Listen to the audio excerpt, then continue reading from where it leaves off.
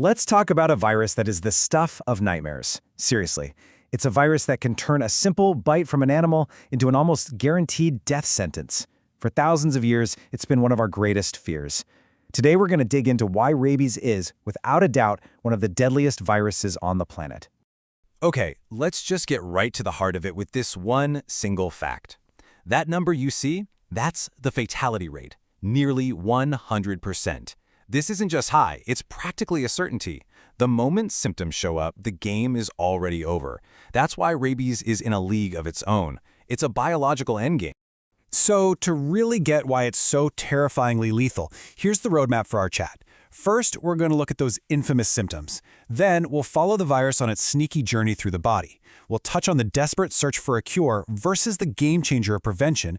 We'll explain the modern lifeline that saves lives. And then, we have to confront the tragedy of why this totally preventable killer is still with us.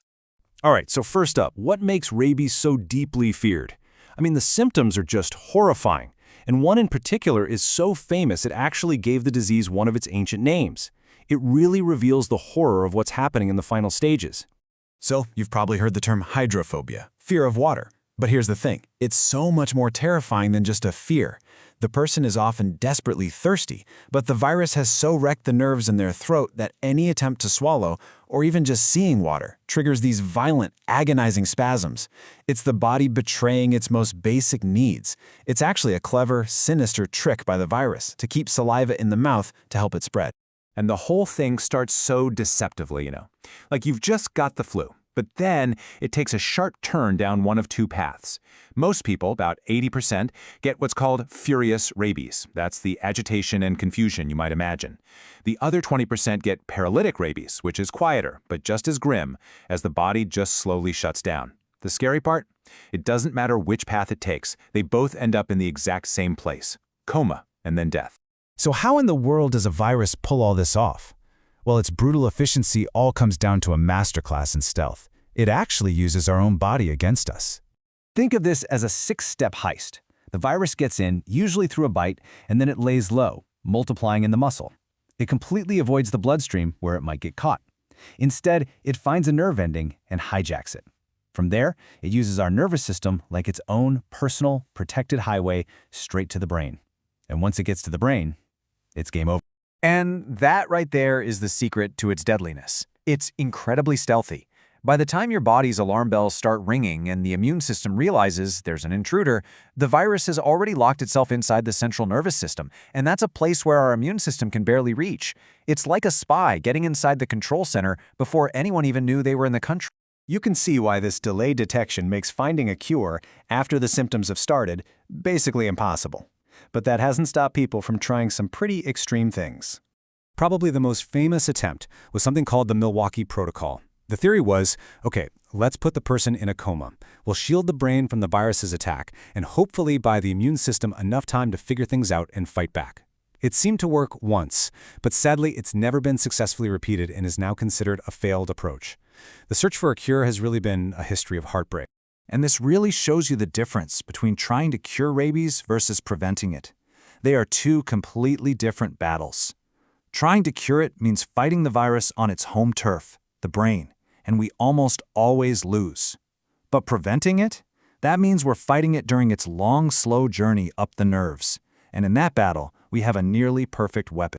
And the whole idea of prevention really starts with this guy, Louis Pasteur. Back in 1885, a 9-year-old boy, Joseph Meister, was mauled by a rabid dog. It was a death sentence.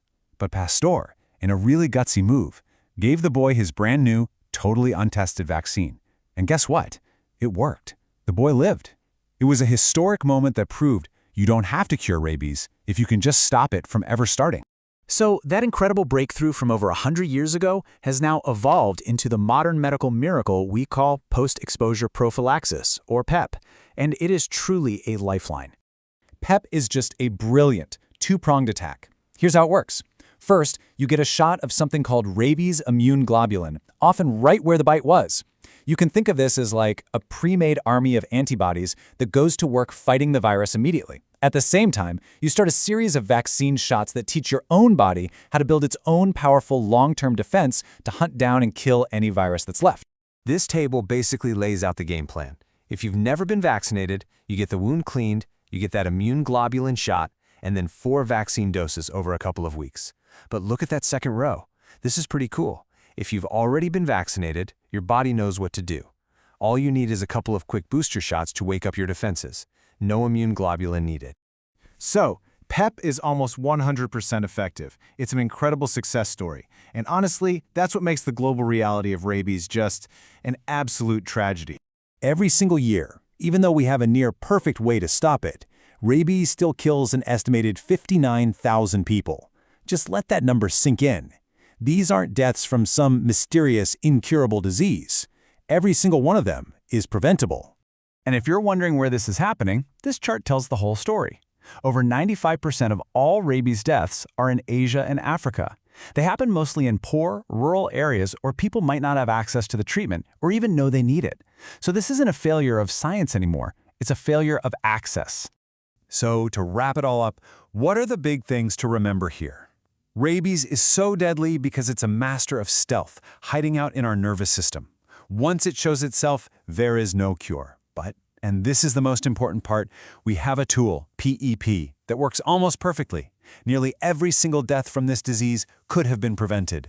And that really leaves us with this one final, haunting question. We've solved the science. We know how to stop this virus in its tracks. The fact that it still kills someone somewhere in the world every 9 minutes, well, it tells us the real fight isn't against the virus anymore.